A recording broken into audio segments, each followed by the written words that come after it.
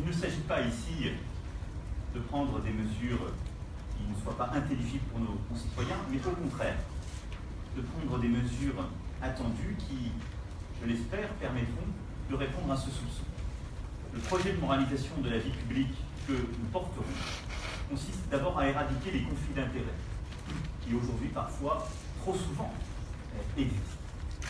C'est ce qui, entre autres, nous conduira à organiser l'interdiction de toute fonction de conseil pour les parlementaires, quel que soit d'ailleurs le type de parlementaire.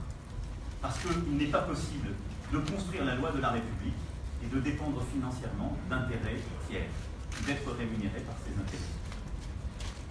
C'est pour cela aussi que nous porterons une réforme qui interdira l'embauche de proches ou de membres de sa famille. Cette réforme fait partie des statuts d'En Marche depuis le premier jour, mais nous l'apporterons pour que tous les parlementaires la respectent. C'est cela aussi qui nous conduira à demander à l'Assemblée nationale et au Sénat de rapprocher le régime de retraite aujourd'hui qui par nos parlementaires avec le régime de retraite de droit commun.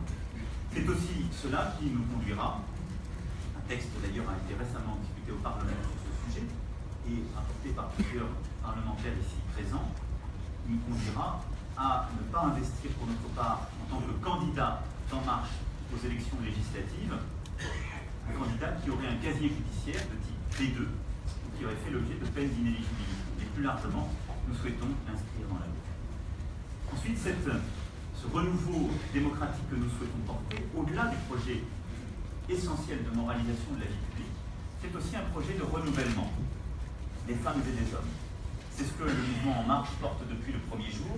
C'est ce qui fait que la moitié de nos candidats investis pour les élections législatives seront de nouveaux candidats et non des parlementaires reconduits. Cet objectif de renouvellement, nous le ferons. C'est ce qui, en même temps, nous conduit à prendre des engagements qui sont traduits par voie législative en termes de non-cumul des mandats dans le temps. Ensuite, le renouveau démocratique passe également par une vraie responsabilité politique. Elle est indispensable. Et elle fera partie de la gouvernance que je veux retenir pour le quinquennat. La responsabilité politique a un sens. La responsabilité politique du président d'abord. C'est que je m'engage chaque année à aller rendre compte des avancées de mon mandat, et en particulier de ces 6 chantiers, devant le Parlement réuni en congrès comme le prévoit la Constitution dans sa dernière réforme. Responsabilité des ministres également, dont je fixerai la feuille de route, et qui seront responsables pleinement de la gestion de leur portefeuille ministériel, et en particulier des engagements de finances publiques que je prends. Cela sera évalué chaque année, avec, si le respect n'est pas plein et entier, eh bien, des décisions qui seront prises en termes de maintien dans le gouvernement. Être ministre, c'est un honneur, c'est aussi une responsabilité.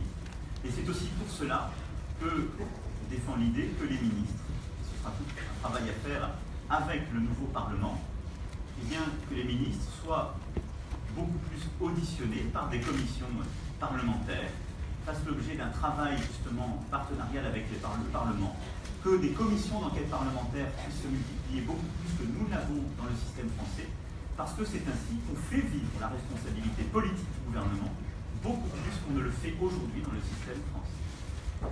Enfin, comme vous l'avez compris, à la responsabilité politique au niveau parlementaire, c'est ce qui fait que je souhaite, pour justement tenir cette responsabilité, cette efficacité, réduire d'un tiers le nombre de parlementaires, non pas pour faire des économies, mais pour leur donner plus de moyens en termes d'évaluation, de pouvoir passer beaucoup plus de temps et d'énergie sur l'évaluation des politiques publiques et du travail gouvernemental, passer moins de temps à légiférer, et là aussi j'y reviendrai dans le détail dans les prochaines semaines, passer moins de temps à légiférer, mais beaucoup plus de temps à contrôler, à évaluer nos politiques publiques, à contrôler l'action du gouvernement, et ainsi à mettre, je crois, plus de transparence dans notre vie. Enfin, le 6e chantier sur lequel